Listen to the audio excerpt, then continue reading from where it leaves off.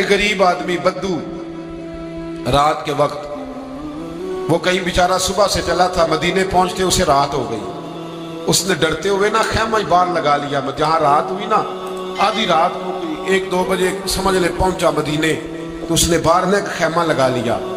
بیوی اس کی امید سے تھی، بچے کی ولادت کا وقت قریب آ گیا، بیمار ہو گئی. اس نے خیمہ لگایا، بیوی اندر ہے. حضرت عمر فاروق گشت پہ تھے رات کو، ساتھ ایک غلام تھا.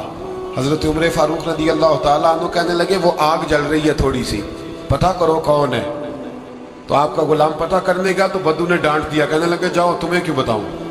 حضرت عمر خود گئے، کہنے لگے مسافر بھائی بتا تو صحیح. کہنے لگا جی چھوڑے، میں آپ کو کیوں بتاؤں، میں کون ہوں، کیسے آیا ہوں. فرمایا خیمے کے اندر سے کرہنے کی آواز آتی، کوئی درد سے چیخ رہا ہے، بتا ہمیں بات کیا ہے. کہنے لگا جی میں فلاں بستی فلاں علاقے کا ایک غریب ہوں، امیر المومنین عمر فاروق سے ملنے آیا ہوں، اور رات ہو گئی ہے تو یہاں خیمہ لگایا ہے، صبح میں ان سے مل کے چلا جاؤں گا. تو رات کو تکلیف دینا پسند نہیں کیا، تو میری بیوی امید سے تھی، اب بچے کی ولادت کا وقت قریب ہے، پاس کوئی نہیں. حضرت عمر کہنے لگے تو ٹھہر میں ابھی آیا. چہرے پہ نقاب ہے، اسے بتایا نہیں میں ہی امیر المومنین. عمر دوڑے گئے، اپنی زوجہ سے کہنے لگے اگر تجھے بہت بڑا اجر مل رہا ہو تو حاصل کرے گی. کہا کروں گی. تو کہنے لگے چل پھر میرے ساتھ، بہت بڑا اجر ہے. ایک دوست کے ہاں ولادت کا وقت ہے، ضرورت کی چیزیں ساتھ لے لو. اس عورت نے تھوڑے دانے لے لیے، گھی لے لیا. حضرت عمر سے کہنے لگی لکڑیاں اکٹھی کر لیں. امیر المومنین کونسلر کی بات نہیں بتا رہا آپ کو، میں آپ کو ایم پی اے کی بات نہیں بتا رہا، ایم این اے کی بات نہیں بتا رہا، جو 10 گاؤں کو ملا کے چیئرمین بنا اس کی بات نہیں بتا رہا، اس کی بات بتا رہا ہوں جو 22 لاکھ مربع میل کا حکمران ہے. اس کی بات بتا رہا ہوں جو گلی سے گزرے تو شیطان رستہ ہی بدل جاتا ہے.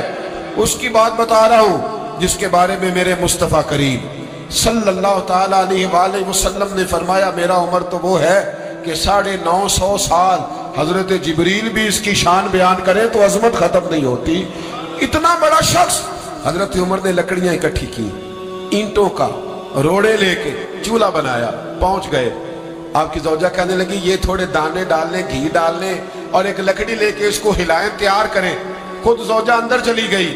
حضرت عمر باہر پکانے لگے. وہ بدو کہتا ہے میں اس طرح کا ان کے ساتھ بہیو کرنے لگا جیسے کو کسی چوکیدار کے ساتھ نہیں کرتا.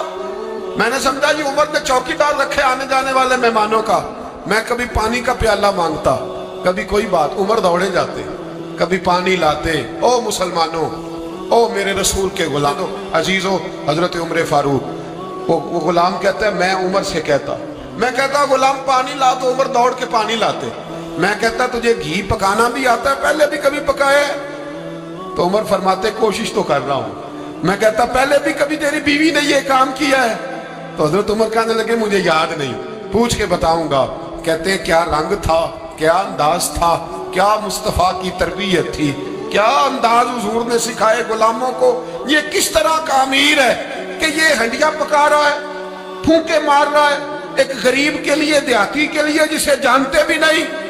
اندر اس شخص کی بیوی کے ہاں بیٹا پیدا ہوا تو حضرت عمر کی بیوی اندر سے بول کے کہنے لگی امیر المومنین مبارک ہو، آپ کے دوست کے ہاں بیٹا پیدا ہوا ہے. جب کہا نا امیر المومنین مبارک ہو تو وہ شخص کہتا ہے میرے ہاتھ کانپنے لگے اور میں اس طرح دوڑا کہ میری پگڑی گر گئی. میں دوڑا تو عمر نے بلایا، کہا کدھر جاتے ہو؟ کہنے لگا آپ امیر المومنین ہیں، آپ امیر المومنین، آپ عمر ہیں.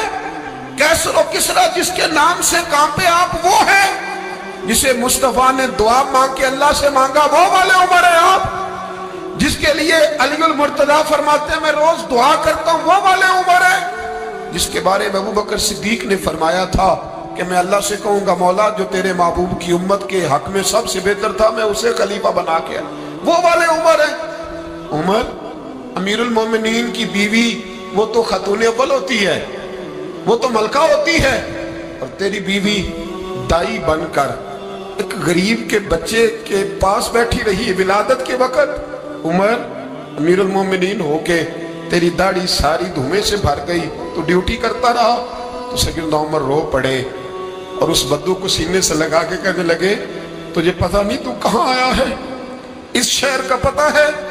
اس نے کہا حضور کہاں ہے؟ فرمایا یہ میرے نبی کا مدینہ ہے، یہ مصطفیٰ کا مدینہ ہے، یہاں امیروں کا استقبال نہیں ہوتا، یہاں غریبوں کے استقبال ہوتے۔ یہاں حضور نے اس اسٹیٹ پہ میرے رسول پاک نے وہ والا رنگ دیا ہے کہ اب غریب سر اٹھا کے جینے لگے ہیں، اب مزدوروں کو عزتیں ملنے لگی ہیں، اب یتیموں نے سر اٹھا لیا ہے کہ ہمارا کوئی سننے والا